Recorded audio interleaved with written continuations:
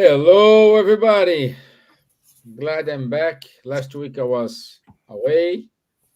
Silvia and I had personal commitments. But anyway, we are here. We are back. And we are eager to talk about the value of life. This is a wonderful topic. Always talking about life, always talking about this blessing we have in our hands. It's good. Luckily, I have these two musketeers with me, and let's do it. Good evening, my dear Gibbons. How are you?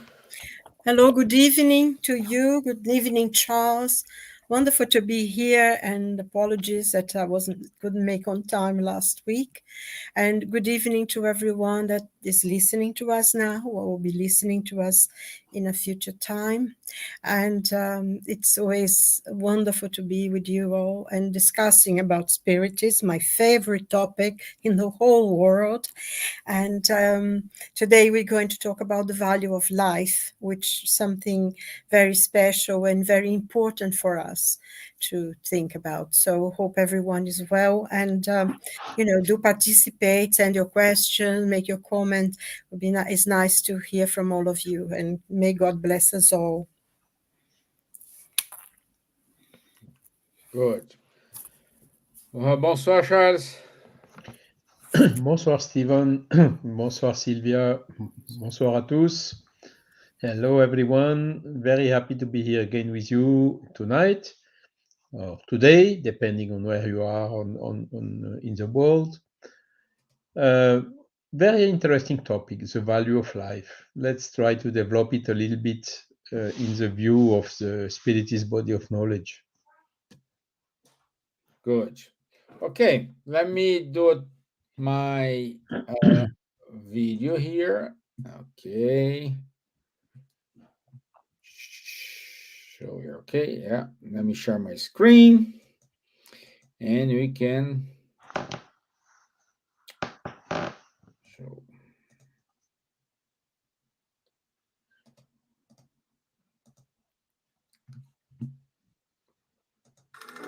Okay. This current life is nothing more than a short play in a large theater.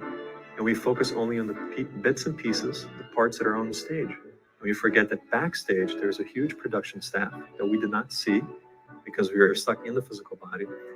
And if we put on a good show, and we allow these other agents of the Christ, these other agents of God, who are these supporting actors and roles in our life, our family members, our friends, they're the ones who allow us and help us to perhaps put on a good show for the audience that's watching us. To instead of just being in that one theater, we can go to a better theater and put on a bigger play, a better play, and allow those in backstage area, in the production staff, to do their job as well and have faith and trust in what they're doing.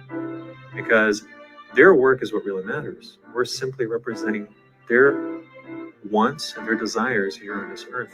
So we have to be thankful for the opportunity to be in this grandiose play, this beautiful play of life.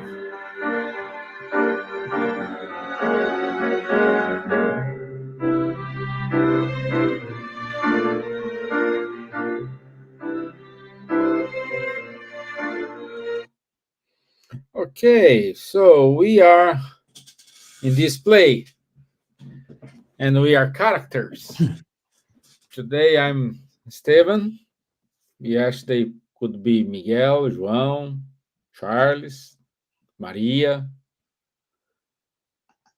Could be anything. And we have the life in our hands. We have this gift God gave us. Gift to learn how to handle problems, gift on how to celebrate good moments. Life is full of blessings.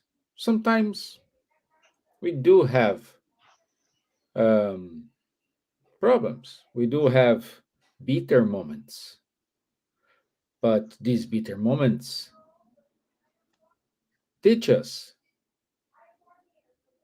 how to move on, how to become a better person, how to become a better dad, a better mom, a better wife, a better husband.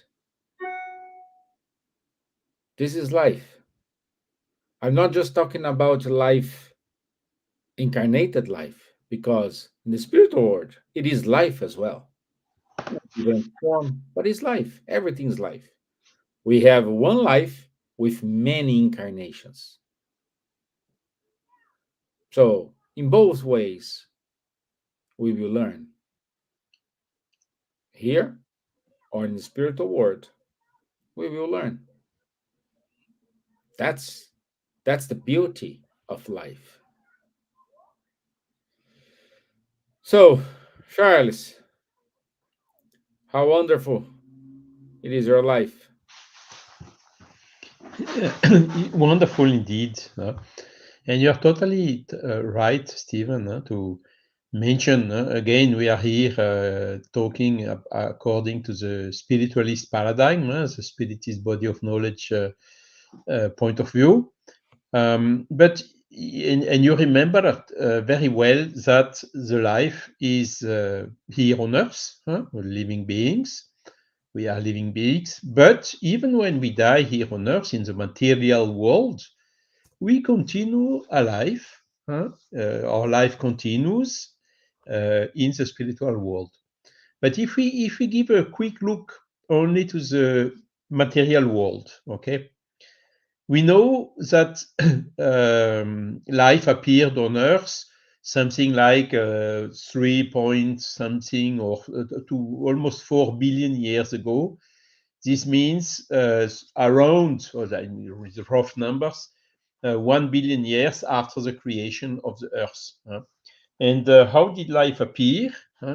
These very simple forms of life, monocellular, as one single cell, which was living. And then all the forms of life went developing in a progressive and increasing level of complexity until reaching what we are today, the human being.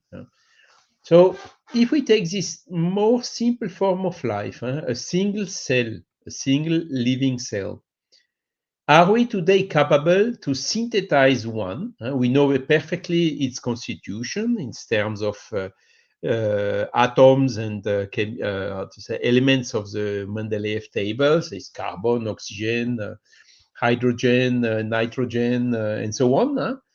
But so are we have these elements at our disposal, but are we able to synthesize one single cell and give life to it?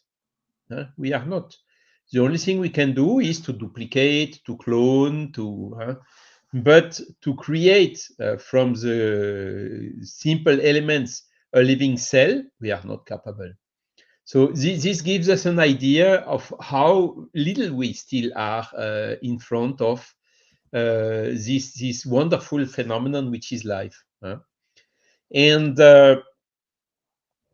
of course, the complexity when growing, and the most complex form of life, at least from our perception, is the human being. Okay, so we are alive. We have conscience, or we are alive. We are conscient of our existence. To be or not to be, that is the question. Said a famous writer not so long ago. Mhm. And uh, a couple of centuries maybe. Maybe. And so we are not capable. We are capable, of course, law of reproduction, again, to clone, and we know the natural process in order to have reproduction and to create new forms of life through the pregnancy and fecundation and everything. We know the law of reproduction. But again, we are not capable also, even in ourselves. What is the difference 1 minute before death and 1 minute after death? We are a living being, and then of a sudden we are death. The EEG is flat, and there are these diagnostics to make sure, in the medical point of view, that we are really deaf. But what is the difference between just before and just after? Science also doesn't know. But the Spiritist body of knowledge is quite clear on this. The difference is the presence or not of the spirit with its spiritual body. And even in the most simple form of life, how did we jump from the inert matter to living matter or organic matter and this single cell? It was a combination of several things, those chemical elements which were available on the earth, but also an organizing principle, which is the spiritual body, and another element which is called the vital fluid. And this is exactly what we have in the human being. We know how the fecundation process. You have the ovule, which is fecunded by a spermatozoid, the first one which is reaching there. And then this cell is dividing, developing in 3 dimensions, also in different functions. We just can see how wonderful it is, but also we cannot explain where this increasing organizing energy is coming from, because some apport some to bring some energy, because the second law of thermodynamics, the entropy, is demonstrating the opposite. We should go always in bigger and bigger disorder, but here it's an increasing order. So in order to achieve this, there must be some energy coming from somewhere. Where does this energy come from? Very interesting question, isn't it? But clearly, again, Spiritist body of knowledge teaches it comes from the spiritual body, the perispirit, called as name given by Kardec, which is enveloping the soul, which is then binding to this fecunded cell, which is then driving, using as a form for making the growing of what is then becoming a nice baby after 9 months. So all this we can see, we can follow, we can make diagnosis, we can do a lot of things, but still there is no clear scientific or medical explanation about the secret behind. And so this should give us an idea of this value of life, because the life is really a gift, as it has been said in the video. Why do we incarnate here? We have told it already. We incarnate in order to progress. Our spirit needs to progress. So this is why we are incarnating. We are taking temporarily a physical body. When we have finished the mission in this life, we just leave the physical body, we give it back to the earth, which is then reusing, recycling, and our soul, our spirit, with the spiritual body, continues its evolution. Okay, so we are not capable to create life other than using the natural processes. So we should have the deepest possible respect also for this life. And this leads us to a lot of other questionings, like, okay, what about abortion? What about suicide? What about euthanasia? All these questions which are under debate very often in a lot of places. And this spiritualist paradigm brought by the Spiritist body of knowledge is bringing a lot of hints, a lot of elements, a lot of food for thoughts to think about all these questions from a spiritual point of view, whilst nowadays mostly the laws and regulations which are valid here and there are based, unfortunately, on a materialist paradigm. Means the embryo is a thing, is not a living being, whilst Spiritist body of knowledge is teaching it's a living being, and it's not a part of the body of the mother. It's an independent body with its own DNA, with its own spirit, which is incarnated there. So this, taken into consideration, gives us a different view on all these questions and showing us the respect we need to have for the life. But okay, let's develop this in a further step. I talk too much. Sorry. No, you never talk too much, my friend. So we do have some questions here already. Elsa put it to us because she got these questions. But first of all, we will give us our introduction. So, Silvia, my dear, how is your life beautiful without Wimbledon? Beside Wimbledon? Well, the championship starts soon, maybe next week. So life gets very busy around here. And it's always wonderful to just pop in, just go down the road for about 10 minutes and I'm there. So yeah, looking forward to that. I hope the weather holds and don't have too much rain. But there you are. So life, I think one of the things that Charles was saying, that's such an important point because science has progressed beyond what we could imagine even about 30, 40 years ago, and they do now can manipulate DNA and all sorts of things, but the creation of life itself is no science has yet been able to do. They can manipulate what God created. Let's face it, God created it, but they cannot actually create it. And I think, should be a humbling thing for people, but it isn't. And another point also that I thought very important that Charles mentioned is a question of, the value that we have to give for life. Because I think one of the points, the spiritual guide of Chico Xavier, the Brazilian medium, wonderful spirit, he talked about life and how much we it's precious for us to be here incarnated on earth, because I think we have, just 1/4 of the population of the earth, of the spirits that are located to the earth, being born at any one time.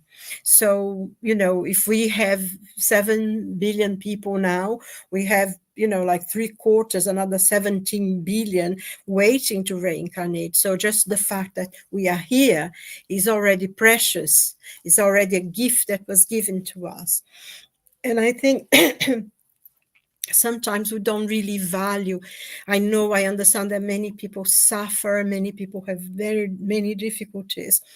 But I think one thing that was given by us, for God, and we talked about this before, is the fact that we will fight for our lives. When we are in situations that we feel fear of losing our life, we will try utmost to preserve it. And yet we see so many problems and difficulties, that people, for one reason or another, don't, they forget this because they get involved in their problems, and they forget how special life is. And while you are living, you can solve any problems. And it's very sad because nowadays we have a lot of discussion on euthanasia, abortion. A lot of people feel that is their right.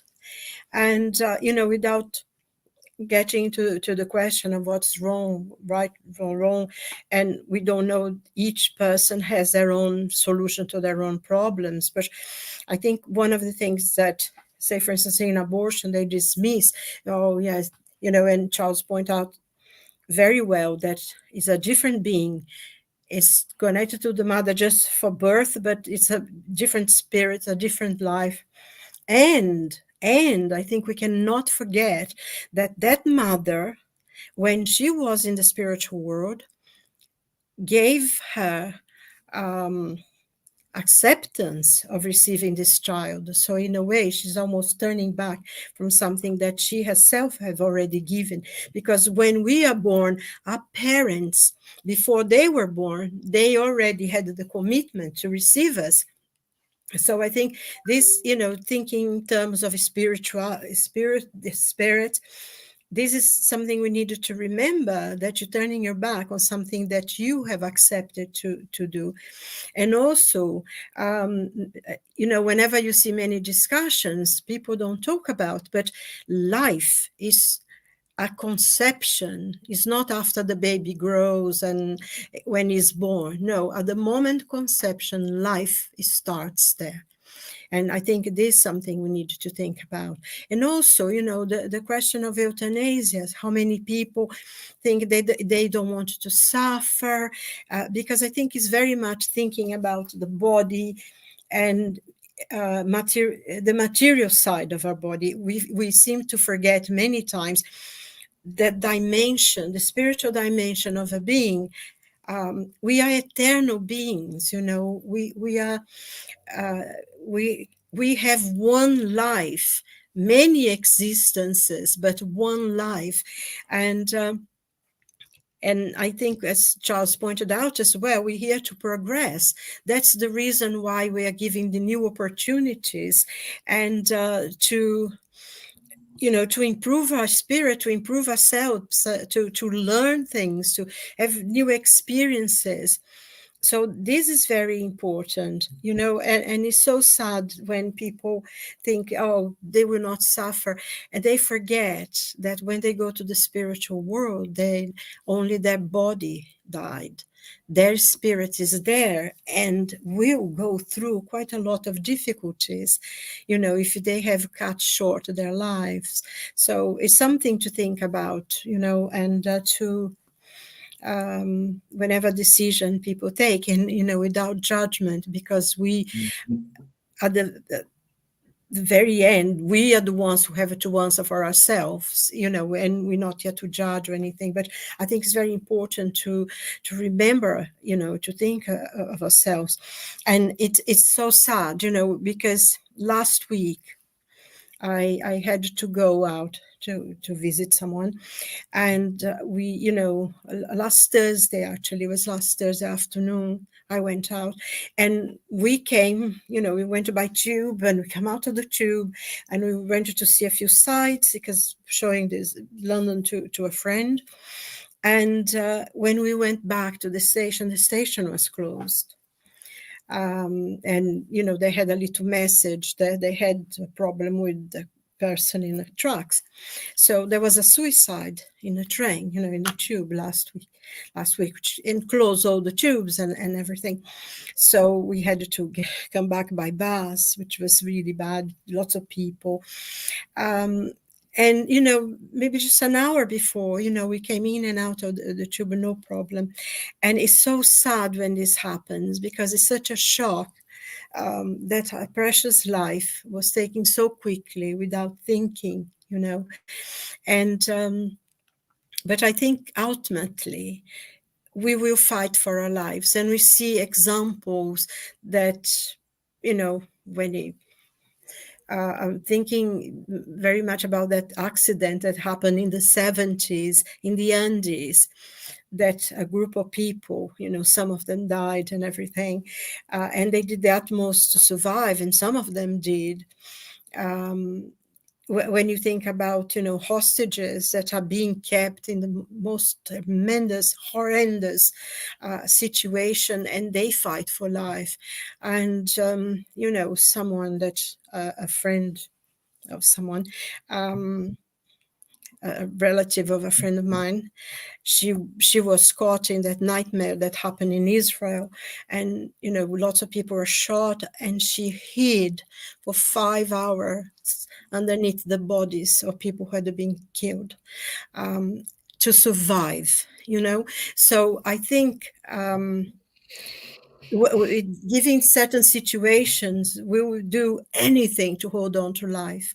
And it's so sad when, someone takes their life. And I think when it happens, because they are not themselves, They really beyond, something is hurting them so much that they cannot thinking clearly. Because when we do, we will not give up our life so easily. So hopefully, we pray and that people will live and enjoy and be grateful, because it's such a wonderful thing, really, isn't it? It is. It is indeed. Uh, yeah, I remember that story from this airplane who was missed in, I think, Chile or something like this. So we have a bunch of questions here today, and let me start here. Let's give a hello to our friends who are online. Hipólito Rebolo, Daniela Mercy. Also, she wrote, "Death of a body says more of life than the birth of a new body." I agree. The value of life would be more balanced if the acceptance of birth and death were considered the same and more normalized as in some countries. I grew up in Sicily, and since little child were exposed to death, wakes with our loved ones and neighbors. You learn very soon to accept the full circle of life in the same way without too much fear and anxiety. Day of the Dead sounds be more important all over the world. Thank you. um this Thank you.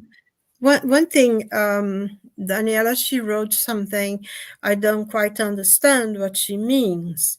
That suicide is part of a contract of life to learn and to teach. I can't quite understand what she means by that, because suicide is never part of our lives, of a contract with our lives on earth. When as a spirit, we are here to live our lives.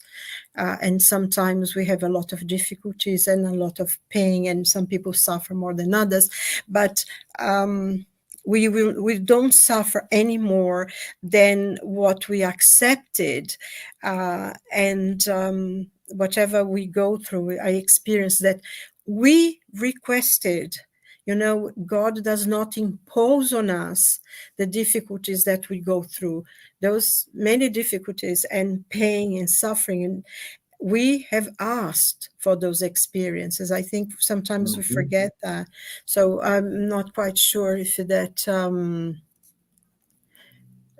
you know Yeah. suicide Okay. is never So a contract. Yeah. you were right to us. Meanwhile, let's go to one of the questions I have here. The first question. Hello, dear friends. Could you please answer the questions as my friend Steve will listen it? Hope you're listening, Steve. Would that karma be within the current life or carried over several lifetimes? Who Yeah. want to take that? Spiritist body Carl? of knowledge does not use this expression karma because of an idea of fatality which is behind it. And indeed, it comes mostly, the notion of karma comes mostly from India, where we find some extreme position about it. For instance, this guy is here in the road, homeless, in the misery, but it's his karma, so we shouldn't help him because otherwise we would interfere to the karma. So spiritist body of knowledge is absolutely against this. I think this is an exaggeration. We should, when you have the opportunity, help everyone independently of this notion, because the karma has an end. And who knows that we are not the one in order to make the karma designed by God, in order to make the karma stop for a given person. So we prefer to use the law of cause and effect, or the law of action and reaction. It is more, how to say, it's a little bit softer, albeit it's also quite a strong natural law. Because we have the free will, as we have explained it also in the previous life. But we cannot go against the laws of nature. If we jump through the window, we will fall down. We cannot say, no, I don't want to fall down anymore. But once you are in the air, without not anything below you, you will fall down. This is simply a law of nature which always prevails over our will and our free will. So this is why this, when we have done something wrong, we have somehow to go through three phases. First, we have to take conscience and to regret what you have done. Then, this is where this notion of karma starts and the law of cause and effect. We will feel in our own pill, we ourselves, what we have made the other, what the suffering we have caused to the others. And the third stage is to repair the damage we have caused. So this we will have to do. But to answer to more specifically to the question of Steve, we can do it in one life, or we can do it over several lives, depending on the level of difficulties of what we have to do, or also the level of gravity of the mistake we have done. Good. You want to compliment something, Silvia? No, I think Charles explained really well, because although he said maybe soft law cause and effect, because I think for us, from my understanding anyway, the idea of karma is the idea of punishment, that you are punished. And I think very much in the teachings that the Spirit has left us, reincarnation is not a punishment. It's lessons that we need to learn, to redress wrongs that we have committed in the past. And the idea of cause and effect, which is very, very important, because we have free will to do whatever we want, but then we need to be prepared to harvest everything we planted. So we can do everything, but also we need to be able to take all the consequences of what we have. And I think one of the most important things in the teachings, in the Spiritist teachings, is the fact that God is forever merciful, forever. It's ourselves. We are the ones who, when we've done wrong and we realize the wrongs we've done, we ask for new opportunities to readdress the wrong, to be with the people that we wronged in the past, new opportunities. So it's not a punishment, are new opportunities for us to learn, to reconnect with people. And this is extremely important point, and it is in what sometimes Spiritism differs from something. We don't believe in punishment. We believe, we accept that this opportunity is new thing. And I think one thing reminds me, André Luiz, the Spirit André Luiz in the book Nosso Lar, he says that when we die, we face the mirror of our conscience. And in the Spirit's book, I think in question 621, when Kardec asked the spirits, where are the laws of God written? And they say, in your conscience. So we ourselves ask for the lessons that we need to learn. And it differs because karma seems a punishment that is imposed on us. And that's not quite, is much subtler than that. And I think, sometimes it's easier. It would be easier if someone, go there, you're going to be punished now, rather than we having to face our own conscience and say, oh, I've done wrong. And sometimes we don't accept that we've done wrong. So we stay in the spiritual world sometimes for a long time, making one mistake after another, coming back, making mistakes. But the day will come that we will change, because that is another thing as well that the Spirit teaches us, is that not a single soul will be lost. We have one destiny, which is light, which is improvement. We are spirits of light. We are created by the light of God, and that's who we are. And until we flourish and we learn and we do everything ourselves, so that we have the value of the things we've done. And I think Charles was talking about Shakespeare, and it reminds me also, in the play, I think one of the best plays of Shakespeare, King Lear, the first part, he says, when we are born, we cry that we have come to this great stage of fools. And when we think about sometimes the learning that we have in the spiritual world, everything we commit to do when we are here, and we want to do this and want to do that, but then when we come here, we change our mind. We think life is too hard, it's going to be too difficult, And I think it is really, it really makes sense. We come to this great stage of fools, but there we are, and should be grateful for that as well. So that's it. Wonderful. Yes, and I would add, Stevan, that even God does not punish. God does not punish. No way. Infinitely merciful. So how could someone infinitely merciful punish? No, the laws of nature are the same for everyone.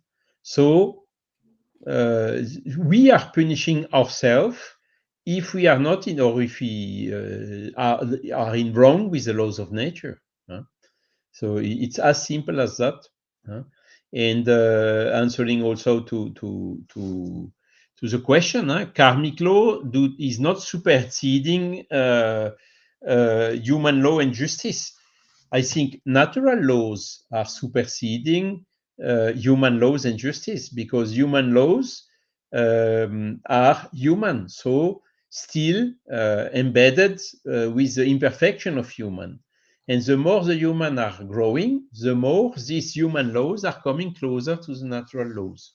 You see, a lot of things which were legally authorized not so long ago are today not authorized anymore, because with our progress of our knowledge, we have seen that this is not fair, or this is not okay, or this is not good, or whatever. Slavery, for instance, was legal 200 years ago, and it's not legal anymore today. And there are a lot of things like that. And for instance, we talked about abortion. Abortion is totally legal in a lot of countries, in France since 1970s. But is it a good thing? We are just warning and bringing the information that it's not so good as we usually think it is. So once this will be really encompassed within the scientific knowledge, probably the law will change again. And if it's today allowed, maybe one day it will not be allowed anymore, because we will see that it is not aligned with the natural laws. It does not recognize the value of the life, even the life which is information inside the body of the mother. Okay, let's keep going because we have more questions. Would that karma be with us currently life or karma? Oh no, I think this is it's I answered to it already. yeah. So would you say karmic law supersedes human laws and justice? I like that question. This is what I just answered. Yeah. Huh? Yeah. Economic value used to quantify the benefit of avoiding fatalities. No. Yes. So this is another important thing. Today, there is a value of a human life, which is sometimes used as a reference. For instance, when when there is a road somewhere which is with some, let's say, turns which are a little bit too tight and so on, it is known that you have one fatality, and then a second fatality, and then a third fatality. And then there is a kind of a value which is given to this fatality in order to invest, in order to rectify the turns and to make the road less dangerous. So there is a kind of a value which is defined here or there for some criteria. But I think it stays quite confidential, because again, we cannot put an economical value to a life. But sometimes we can understand, for instance, during the pandemic, during COVID, there was just 10 spaces for 12 people. So who are the two which will stay outside? So the doctors, the medical staff, they need a criteria to apply in these cases. And here we are touching something very delicate, which is called meta-ethics. It's like, for instance, we have now more and more this automatic driving system from the cars. So this can happen. You see, the car is going and about to hit 3 people. And then, okay, I can deviate the car, but I will hit 1 people. So whatever you do, it hit 3 people or 1 people. What shall the automatic system decide? To hit one person or to hit 3 persons? It may seem obvious, the answer, but it's not. It's not so obvious, because to hit 1 people is not a good choice either. No, and all these questions are now growing and growing and growing, and there are very interesting debates about this. So we really are going from the principle, from the spiritist body of knowledge. We cannot put a money or an economic value to a life because we are not capable to create one. We are not capable to. It's something which comes from higher level, from God himself, and to put an economical value in front of it, it's discussable. So that's my point of view, at least. Wonderful point of view. Yeah. I know, for instance, in the company I worked recently, there was a very absolutely strong policy to make everything we can to avoid any type of accident and even more of fatalities. And when there was a fatality somewhere, you had immediately people coming in order to make an inquiry, to analyze why, and to go for the root causes and to do whatever is possible, stop the works until it is clear, and we are sure that we did the utmost to avoid any further fatality. So I think these procedures are now more and more applied everywhere, and I think it is really what we have to do everything we can. Of course, fatality always will happen because some cases you have such a highly improbable combination of different causes leading to the fatality that whatever precaution you take, you will always have. But nevertheless, by making these type of procedures, you divide the number of fatality by 10 or by 20, and this is exactly what we have to do. Okay. So we go back to a question. So Silvia, Daniela Mercy, she put it here about the topic of suicide. It's a very delicate subject.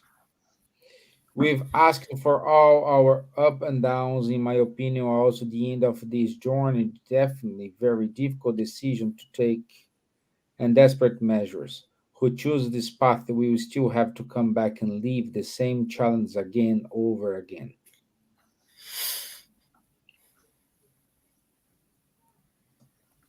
Well, I think, as you said before, suicide is never part of the plan. Absolutely never. And I think the same challenge again, it's a bit good because we will have, upon the difficulties that we tried to avoid, the ones that we created, because of all the things that we can do. The taking of our own lives, it's the most difficult thing that we would have to face. Having said that, I think one thing that is very important for me in understanding about spiritism is that absolutely nothing is written in stone. The laws of God, they exist, and we sometimes we make mistakes in living them, and that's when we suffer. Because there is a question in the Spirit's book where say, why? So when, and the Spirit's answer, when you go against the laws of nature, which are the laws of God, is that when we create our own suffering. And I think there is always everything. Suicide is a bad thing to do, but each case is will be judged in its own merits. A lot of things will be considered. It is not the same thing for everyone. Every person will be judged in for their own merit at the situation that happened, and there are different nuances on that. But having said that, again, we will always have to answer for the destroying our lives, because we really begged to have a life here.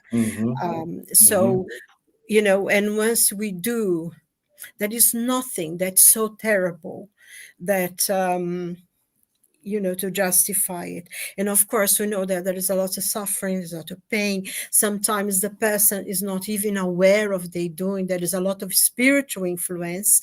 We know that as well. There is a lot of things in life that people think they cannot cope with. But if we each, I think we, all of us, each and every one of us, without exception, there are times in our lives that we think we can't go on. I'm sure that all of us at one time in our lives thought, oh God, I can't go on. May I die now or something. But we get that strength, and especially if we pray or something, ask help from other people, or we go through it. And when we look back, that becomes such an important point of learning for us. We look back in our lives and we are so grateful that we are able to overcome whatever it was at the time.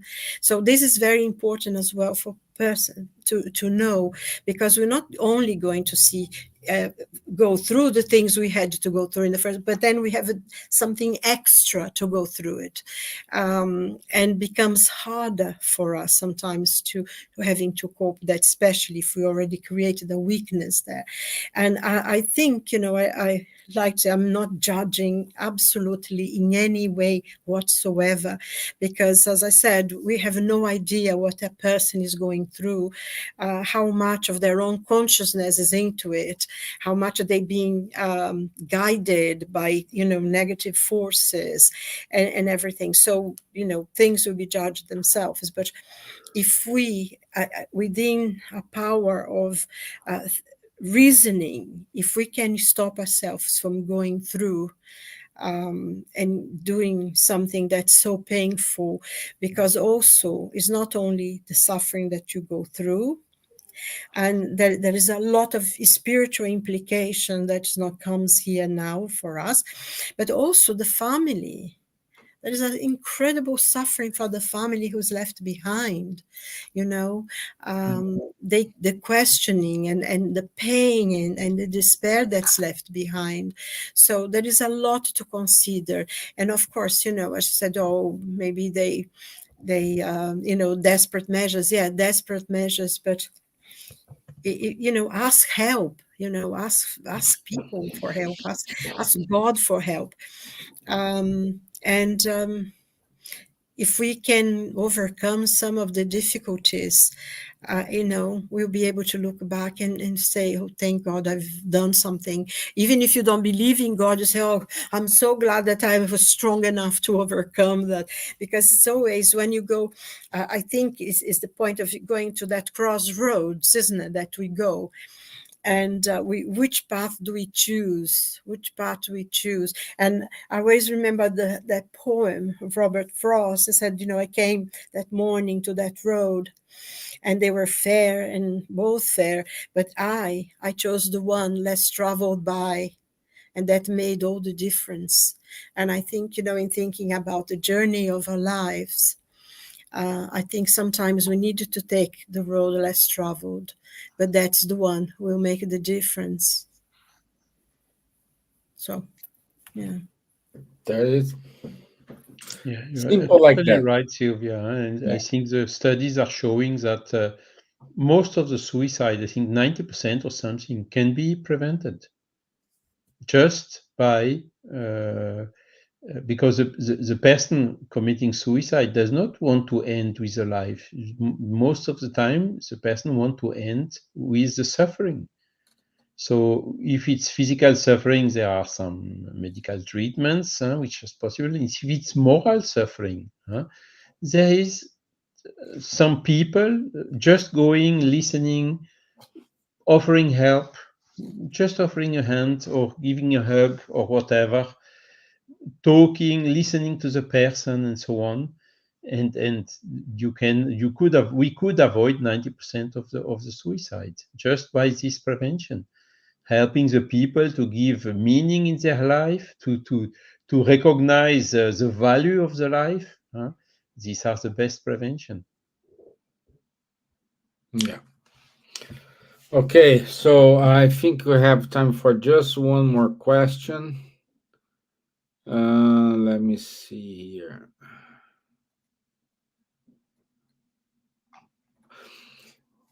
How to understand about eternal life, reincarnation, and existences?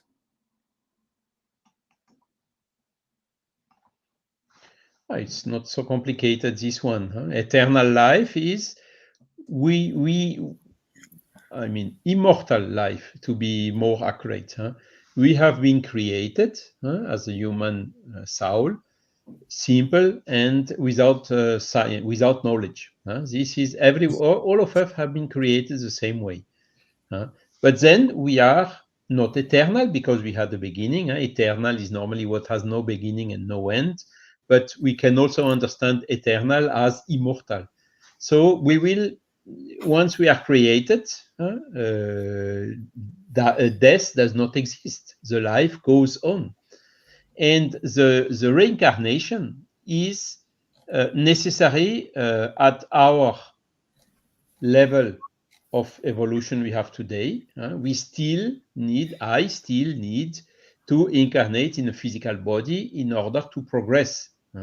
And the purpose of the reincarnation is allowing my soul to progress. That's why when I have to make use as much as I can of this body gifted by God and by all these laws of nature, in order to progress as much as I can during this opportunity. And then once I have finished my mission in this world, in this life, I just give it back and go back to the spiritual world. Yet, if I still have to continue evolving, I will reincarnate in a new body to make a next step. So this is how we can understand this immortal life, reincarnation, and existences. Through this law of progress, we are progressing towards God, basically. Yeah, it's true, isn't it? Because once we are created, we will, that is one way forward, and I think that is one life and many existences. So every time we are born, we are living a new existence, new learning. That's why we're born a male, female, sometimes we're rich, sometimes we're poor, sometimes we're very intellectual, sometimes we're not, for new difference, new experiences, so we can absorb all this knowledge to be an enlightened being. So it's many existence, but one life. That's a great thing. Yeah. Yeah, well, like we said, we have one life and zillions incarnations, whatever incarnations. Yeah. Okay. Time. Huh? We've already been going through it for quite some time. Some of us have already been in exile. to this Yeah, beautiful exactly. planet Earth. Yeah, So now we have to sort of pick up ourselves up and go forward, you know. anyway. Okay. Let me see. So Saul Walters is with us. Thank you, my friend, to be here. Rialia home. Luviem. So Daniela Mar said, thank you for this interesting important discussion. So good. Thank you. Thank you. Let me see. I think we finish with the questions. See? Huh? Job done. Done Yeah, this is good. Time flies, it's already 3 minutes to finish But our time. Steven, if I just may add as a kind of a finishing word, is so we understood now the value of life. We understood the need of life, of being reincarnated in order to progress. Huh? To progress towards what intellectually, with increasing every time more our knowledge, huh? And also morally, to become every day a little bit better person than we were the day before. Okay, so this is the future of our humanity. Huh? So we should really go away from all this selfishness, excessive pride, violence, and so on, and to go to make all our efforts possible for being peaceful, fraternity, solidarity. Because this is the only sustainable future. It is the future of our humanity. So this is really what we have to cultivate, and this is really what the Spiritist body of knowledge is really making us understand and encouraging us in this way. Yeah.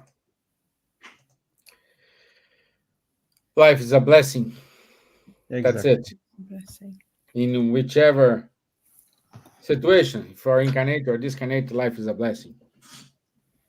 Enjoy it. Live with it. Learn how to deal with it. So, we have announcements. Let me put it here. The announcements. No, wrong announcements. Yes. Okay.